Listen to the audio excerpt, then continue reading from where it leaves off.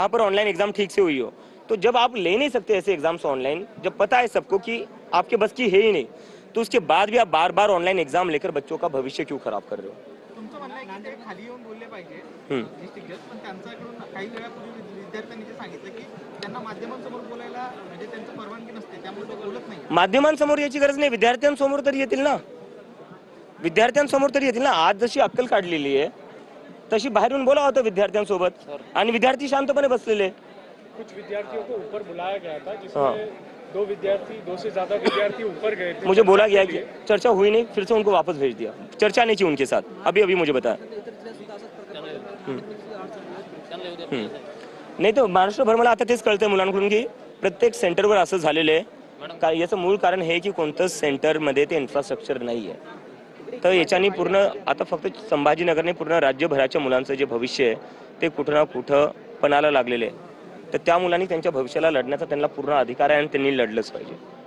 Return exam pass करून आलेले विद्यार्थी रिटर्न एक्झाम पास करून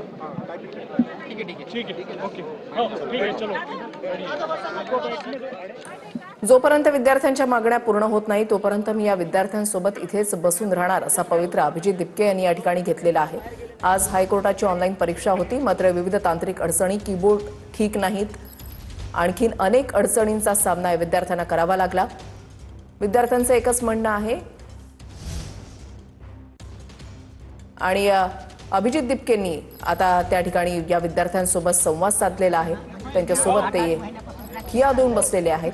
ज्या ठिकाणी परीक्षा होत होती त्याच परिसरामध्ये हे ठिय्या आंदोलन केलं जात आहे. भविष्यासाठी लढण्याचा विद्यार्थ्यांना पूर्ण अधिकार असल्याचं अभिजित दिपकेंनी या ठिकाणी प्रतिक्रिया देताना म्हटलेलं आहे. न्यायाधीशांनी विद्यार्थ्यांना लेखी आश्वासन द्यावं, ही आंदोलक विद्यार्थ्यांची प्रमुख मागणी. आम्ही फक्त मॅनेजमेंट बघितलं असतं की दुसरीच की दाबून आम्ही केलं असतं. आम्हाला कीबोर्ड तुम्ही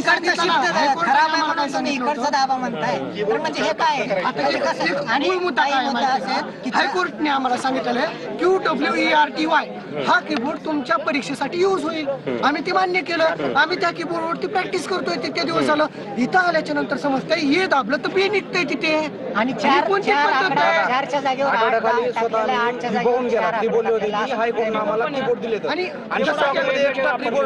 जसं की आता तुम्हाला मॅडम मुद्दा बोलल्या की ID म्हणून त्यांच्याजवळ काही नव्हतं नाहीये. ह्याच्यात चावळा गोंधळ झाला नसेल, ही कुठली शाश्वती आली? आणि हायकोर्ट न्याय देण्यासाठी आलंय का अन्याय करण्यासाठी आलंय हा पण आम्हाला प्रश्न पडतोय. कारण की जर आता सपोज मी माझी प्रॅक्टिस तर मी 4 महिने झालं करतोय, मला माहिती मी पास होतोय, पण ज्या ठिकाणी एखादा विद्यार्थी पास होत नाहीये त्यांनी जर त्याची इथं ID प्रूफ त्यांच्याजवळ कोणतेच नाहीयेत, जर त्यांच्याजवळ दुसरा मुलगा जर बसवला, अशा काही केसेस आहेत आमच्या कानावर येतात.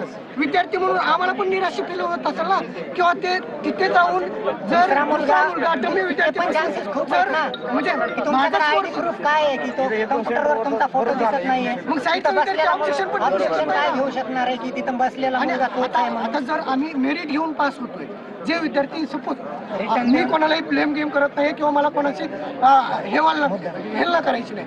मी एक सांगतो की जो विद्यार्थी 67-69 हा जो कटअप होता त्या कटअपवर होता आणि त्याने जर डमी विद्यार्थी बसवला, जर त्याला 19-18 असे मार्क आले तर ऑब्वियस गोष्ट आहे जो स्कॉलर विद्यार्थी आहे त्याच्यासोबत अन्याय होणार आहे. मग ह्याबद्दल हायकोर्टाने आधी का विचार केला नाही?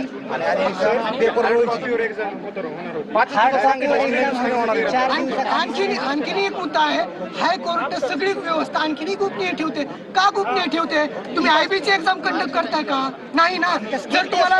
जर तुम्हाला टायपिंग बद्दल गाईडलाईन सांगता येत नाहीये तर तुम्ही एक्झाम का कंडक्ट करताय?